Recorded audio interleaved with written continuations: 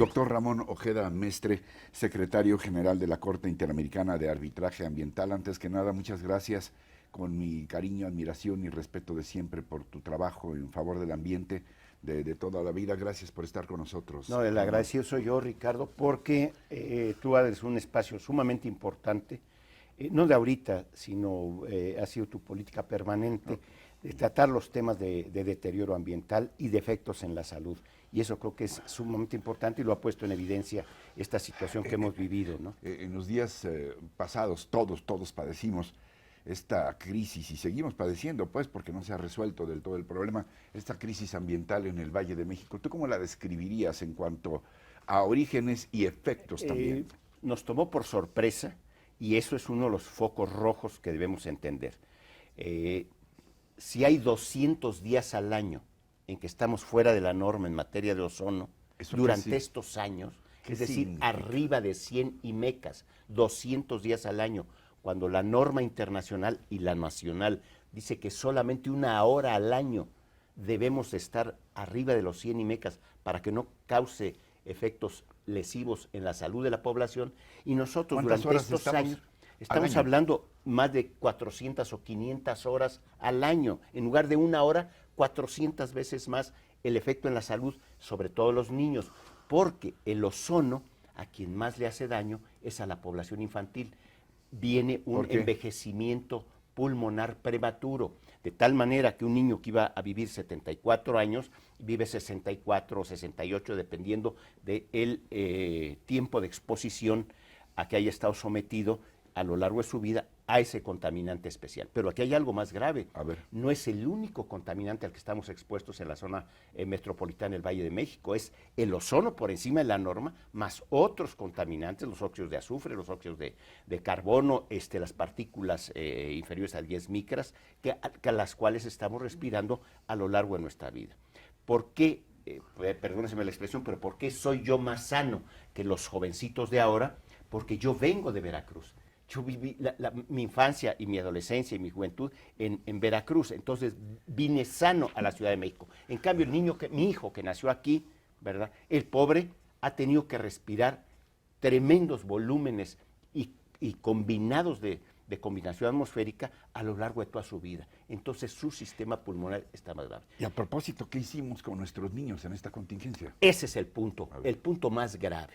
Lo que nos deja de lección este manejo de la precontingencia y contingencia ambiental es que los niños, la salud de la población estuvo ausente. No tocaron el tema salud, no dijeron, bueno, los niños pasaron esto, hay que tomar estas medidas para que se recuperen, les dimos esta... No, hubo contingencia ambiental y dejamos que los niños fueran a la escuela, agravando el tráfico y agravando su salud. Y no un día, 3 días, a sabiendas de que no debíamos de haber hecho eso. Los niños deberían haber estado bajo cubierta en sus casas, sin andar para ir para abajo. Para eso está la televisión, las computadoras o los juegos de mesa, o ponerse a hacer la tarea. No, y tampoco nos informaron. Los dejamos salir a la calle para que respiraran. Para que respiraran, y no nos informaron. Oye, a propósito de esto que mencionas, el secretario de Medio Ambiente, representando al gobierno federal y los gobiernos del Estado de México y del Distrito Federal, ¿cómo calificarías tú la reacción de los gobiernos en términos generales ante esta situación de emergencia? Tiene sus aspectos buenos y sus aspectos malos. Voy a empezar por lo bueno. Lo bueno es que finalmente se sentaron, finalmente vimos incluso al propio presidente de la República siquiera dedicarle unos minutos al tema ambiental. Es decir, ya ese es un subproducto de la crisis muy bueno para que siquiera tomen en cuenta los aspectos de deterioro atmosférico. Hubo una consulta rápida a los científicos, a los expertos, a las áreas ambientales. Los deberían de haber cesado a los responsables de las áreas del Estado de México y de la Ciudad de México. Los deberían haber cesado por haber dejado, porque la contaminación ni de ozono ni nada no llega de un instante para el otro. Avisa. Es durante horas te va avisando. El sistema de monitoreo atmosférico es muy bueno y entonces nos va permitiendo saber minuto a pero minuto. si no haces nada, pues si no no haces sigues. nada, si lo dejas crecer, porque no quieres molestar a los ciudadanos, a los conductores, etcétera, etcétera. Y la parte grotesca del asunto fue ver al gobernador del Estado de México y al jefe de gobierno de la Ciudad de México ahí dándose de arañazos en público y de que te cierro los basureros y que te castigo. Ahora Entonces, sí que echándose la basura. ¿Qué cosa, no? Cuando una medida como esa se agravaba, tan lo agravaba que se le fueron encima a los propios empresarios que se benefician de ese asunto de recibir la basura del distrito de la Ciudad de México en el Estado, y el propio gobernador tuvo que recular y decir, bueno, siempre no, ¿verdad? Entonces, eso fue una gran lección para la sociedad y para los gobiernos. ¿Tú crees que sería muy ingenuo pensar que a partir de esta crisis, efectivamente, en lugar de estarse lanzando culpas en público y desde atriles y desde escenografías, unos y otros gobiernos, pudiéramos pensar en que el tema ambiental se incorpore como una reforma importante? En este país no solamente estamos contaminando el aire del Valle de México, 60 o 70 ríos, me dirás, de cada 100 del país están absolutamente contaminados. El 99.99% de los ríos están. Cortísimo. Pero el punto es que el presidente de la República y el Congreso de la Unión y la sociedad mexicana ya se dio cuenta que necesitamos sacar el tema ambiental del gobierno.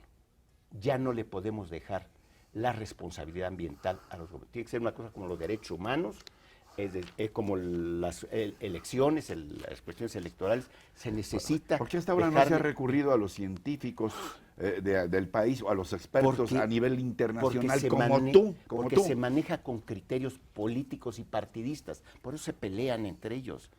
Porque, tú eres de tal partido, tú eres del PRD, como pasó con López Obrador, con Encinas, con Cuauhtémoc. Tú eres del PRD y yo soy del PAN, yo soy Fox, yo soy Calderón, yo soy Cedillo, ahora soy PRI. ahora soy Peña y tú eres de tal. Y entonces partidizan, sesgan. No, el tema ambiental debe encargarse ya a los científicos para que digan los diagnósticos sin sesgos. Si está más contaminado Coajimalpa que la Miguel Hidalgo, Polanco, que Catepec, lo digan los científicos y las decisiones que hay que tomar. Que los científicos digan, señores, los niños no pueden salir a la escuela mañana. Punto. Se enoje con se enoje. No deben circular todos los vehículos particulares. Solo debe circular transporte público. Debemos de apagar las estufas. No se hizo ningún llamamiento a los hogares. Tenemos todos el calentador prendido las 24 horas con termostato para que esté dando el flamazo para mantener la temperatura del agua durante 24 horas. Eso es aberrante en una sociedad. Necesitamos tomar el ejemplo de los países nórdicos. Me da mucha pena tener que aducir cuestiones extranjeras, pero ellos son los más exitosos. Suecia, Noruega, Finlandia, Dinamarca, etcétera, son los más exitosos en las metas ambientales y en la conciencia y educación de su población. Eso te iba a decir, en materia no nos hemos ambiental. preocupado de cultivar ahora sí que una cultura de carácter ambiental y no quedarnos media hora en la regadera, por ejemplo, sino promover que la gente 20 minutos al día es el promedio del capitalino bajo la regadera de agua caliente. 20 minutos, cuando nos podíamos bañar en 10 minutos. No somos mecánicos automotrices que estemos debajo del cárter chorreando aceite. Pero eso debería ser con conciencia ambiental y para efectos de salud y para efectos económicos, para ahorrar agua, para ahorrar gas LP y para dejar de emitir óxidos de nitrógeno, que son precisamente los precursores del ozono, que es lo que nos lleva a la precontingencia ambiental. ¿Qué tendríamos que hacer concretamente? Elevar al Congreso un proyecto de ley para cambiar todo este concepto que tenga que ver con el medio ambiente. Exactamente, como lo hicimos con los derechos Porque humanos. Si no, además se nos está achicando el país. Se nos olvidó mencionar cuántos cientos de miles de hectáreas de bosques y selvas perdemos cada año. Estamos perdiendo casi 20,000 hectáreas de bosque diario. Fíjate. En todo el país. ¿Verdad? Pero nuestra población se va incrementando, nuestra actividad económica se va incrementando y algo más delicado, la pobreza se va incrementando. Y la pobreza es un factor de deterioro ambiental.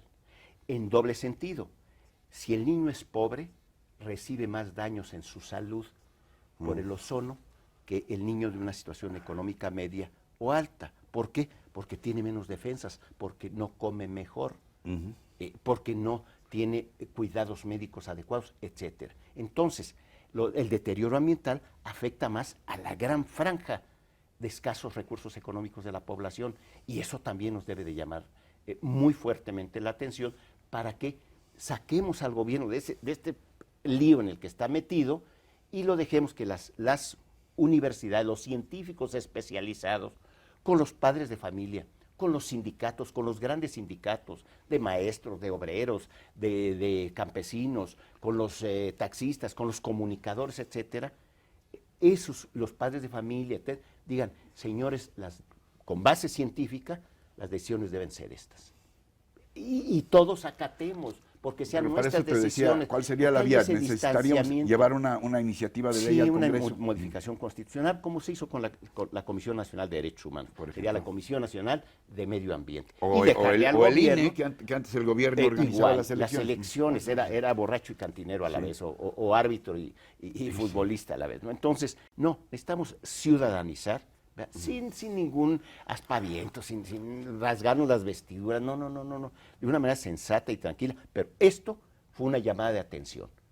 Es decir, nuestro niño llegó a 40 grados de temperatura, no volvamos a dejar, estamos jugando con la salud de la población. La otra posibilidad, Ramón, sería, hoy no respira. Lo cual fuera es así, imposible, ¿verdad? Hoy no respira. ¿Sabe qué? Para que cuide su salud, no respire. Entonces, como no podemos hacer eso, entonces tenemos que evitar las causas, no atender los efectos, no estar discutiendo si el convertidor catalítico, eso que lo digan los científicos. No, nosotros necesitamos ver la cuestión de la salud de la población, la salud de los niños, la salud de las personas de la tercera edad, de los adultos, de todos, y no nada más de ese contaminante, de calidad del agua, de calidad del aire, del estrés, del ruido, de la ralentización, del tipo de... El aeropuerto apesta, Ricardo. Ayer tuve que viajar a San Luis Potosí, apesta todos los días a las 6 de la mañana porque tiene el bordo poniente que no han logrado sanearlo. Bordo poniente me refiero al gran basurero con 100 millones de toneladas de basura en la zona más densamente poblada. Nezahualcóyotl tiene 16.943 habitantes por kilómetro cuadrado. Es la ciudad, el municipio más densamente poblado de todo el continente americano. Y ahí está el basurero Bordo Poniente. Si estamos jugando con fuego realmente. Nos queda un minuto. ¿Algún comentario final de algo que no te haya yo preguntado? Nada más que el enfoque sea científico y no político. La sociedad tiene que madurar, porque también tenemos una sociedad, una población con desidia, esperando a ver qué dice papi gobierno y a ver si me gusta o no de contentillo. No. La sociedad también tenemos que madurar. No podemos estar echando la culpa al gobierno como si fuéramos tontitos todos. Ramón Ojeda Mestre, muchas gracias, secretario general de la Corte Interamericana de Arbitraje Ambiental. Gracias, doctor, por estar con nosotros. Gracias, Ricardo. Muchas gracias también a ustedes, los espero la próxima semana. Hasta entonces, hasta siempre.